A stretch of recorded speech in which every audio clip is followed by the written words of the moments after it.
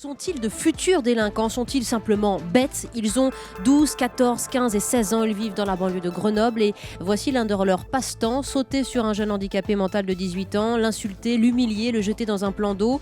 Deux ados qui l'encadrent, le troisième qui filme, et non content surtout de ce petit jeu, eh bien, ils postent la vidéo sur Facebook avec cette mention: pété de rire, regardez ce qu'on a fait à un handicapé.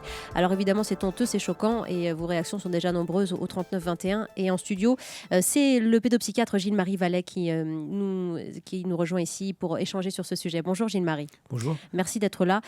Ces jeunes ne nient pas les faits, mais ils disent qu'ils ont agi par jeu. Ces jeunes sont donc un peu abrutis, excusez-moi du terme.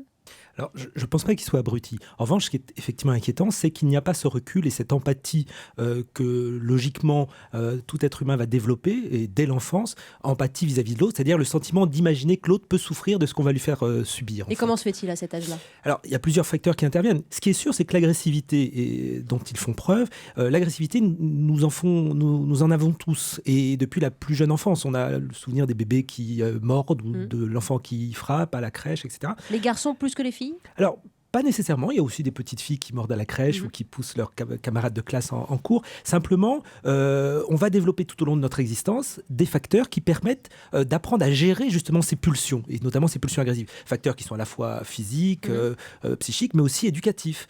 Et là, ce qui pose question, c'est effectivement qu'est-ce qui a manqué à ces jeunes pour développer justement les capacités à gérer ces pulsions et surtout à comprendre que leur acte était effectivement criminel.